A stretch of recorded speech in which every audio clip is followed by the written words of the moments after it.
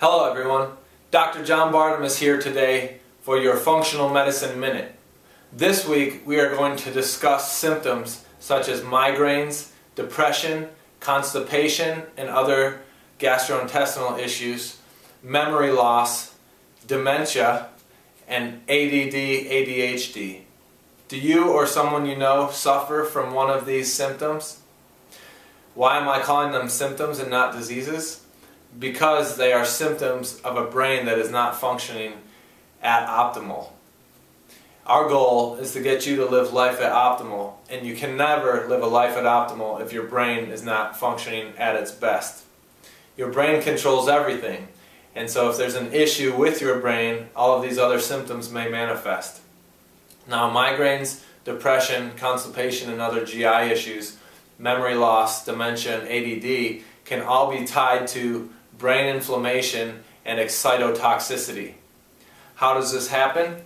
Well, we'll begin on the video talking about it, and then we can continue the conversation at a much more lengthy time on my podcast. So today what we'll do is we'll draw a cell here. So this is a cell or a neuron in your brain. And every cell in your body, if you remember back to Biology 101, has a nucleus, which is supposedly the brain of the cell, and has a mitochondria.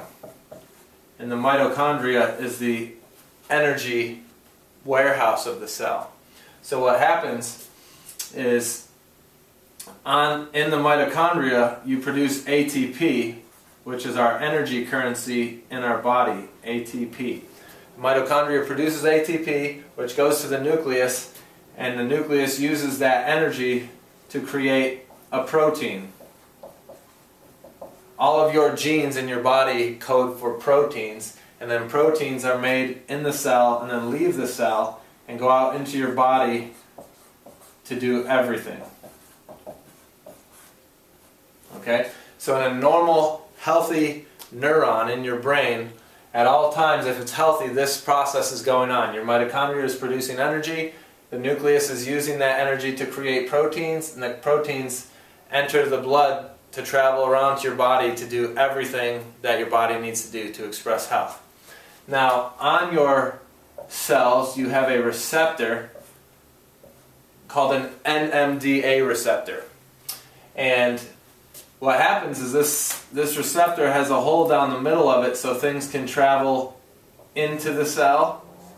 Okay? And what typically travels into the cell is calcium.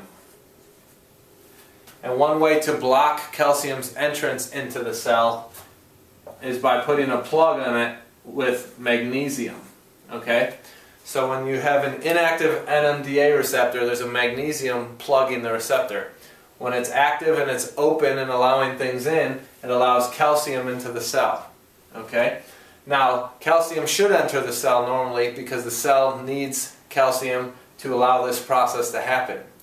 What happens in migraines, depression, constipation, memory loss, dementia, ADD, brain fog, all of these neurologic disorders, is that we get too much intracellular calcium. We enter a state where too much calcium enters the cell, and that causes damage to the mitochondria. And when you damage mitochondria, you have a decrease in ATP production, and this causes an increase in inflammatory cytokines being produced by the cell, which causes an increase in systemic inflammation. So you have an inflamed brain and eventually an inflamed body, and that becomes a vicious cycle. And while that's happening, the mitochondria are damaged, the nucleus can't produce proteins and replicate your DNA the way it needs to, so you have DNA damage.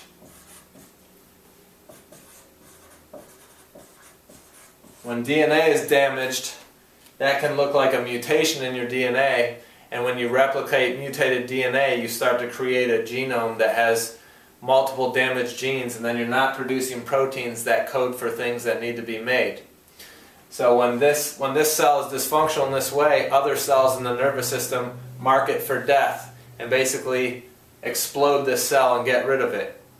And when that process becomes a vicious cycle, that can lead to what's called excitotoxicity, or energy-linked excitotoxicity, and neuron cell death, decrease in brain function, and a manifestation of, depending on the person, maybe migraines in you, maybe depression in me, maybe constipation and GI disorders in your mother, and dementia in someone else, and ADD in your child. So depending on the person, the excitotoxicity can manifest in many different symptoms.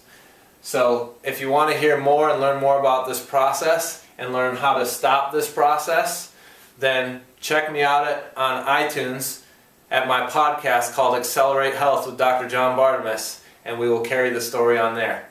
Have a great day.